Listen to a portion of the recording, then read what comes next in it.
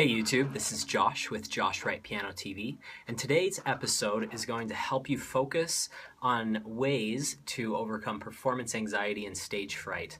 I've received a lot of requests lately to address something like this, and so I wrote down 5 tips that have helped me and hopefully can help you in your process of overcoming stage fright. The first one is unconditional self-acceptance, realizing that you aren't your self-worth is not determined by how well you play or how well you played in a performance. Now, this isn't like a self-help video or anything, but that is an important thing to remember when you're performing all the time, is to remember that no matter how well or poorly I play tonight, it doesn't determine my own self-worth. And so focus on that. Realize that you are still the same person you are, regardless of whether you played really well at this concert or really poorly. The second thing is when you're playing, focus on listening rather than analyzing the music. So one image that one of my teachers gave me before a competition is, she said, just imagine the music on one of those like little scrolls just going, kind of passing you by, and you're just observing it. You're not sitting and trying to control every little element. You're just focusing on listening, and sometimes when you listen, you detach yourself from trying to control your fingers or what was that next note in your mind, and cluttering up your thoughts. That leads me to my third tip, which is being present. A lot of times I'll go into a performance and I'll say, I'm really nervous about this part, this part, this part, and this part. And so the whole time I'm playing the stuff before that first part, I'm like getting nervous for that next part, and that causes tension to set in.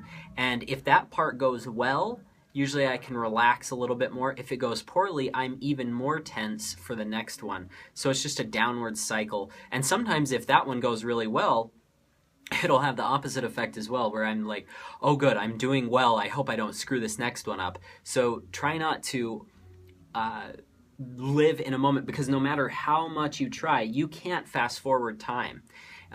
I know it sounds obvious, but you can't fast forward time.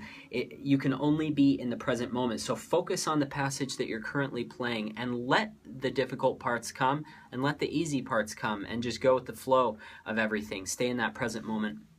The fourth thing that I've written down here is becoming a great performer is a process.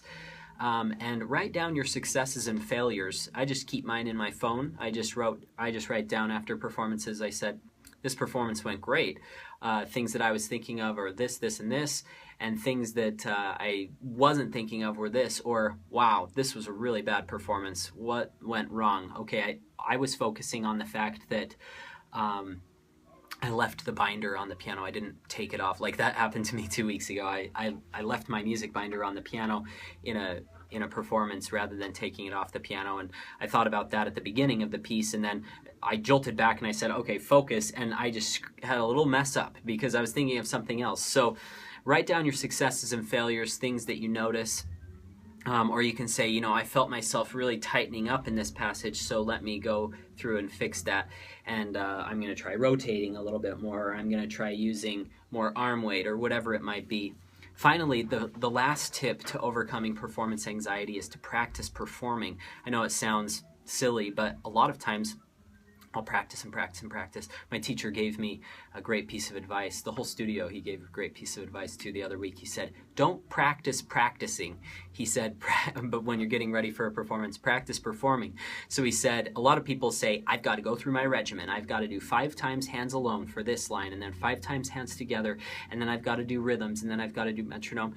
Sometimes if you get caught up in a routine, routines can definitely help you. Having like a pre-concert routine is helpful, but sometimes if you have to do something in your routine, that routine can start to fall apart. Be flexible and just practice performing. Put the heat on. With technology these days, if you're watching this video on YouTube, you probably have some sort of access to a webcam. And if you have one friend in the world or family member, then you can say, I'm getting ready for a performance. Do you mind if we FaceTime? And I'm going to practice performing for you.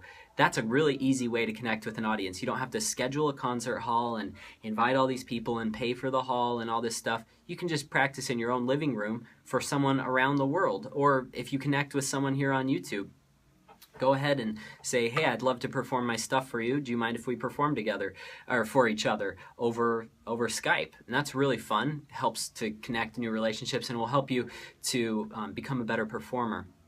I'm trying to be more consistent with these videos, so if you enjoyed today's content in this video, please subscribe. Also, if you don't mind sharing or liking this video as well, that helps me spread the word to as many people as possible. Thank you so much for your support of Josh Wright Piano TV. If you have any questions, my email is josh@joshwrightpiano.com. Thank you so much for joining me today. Have a great week.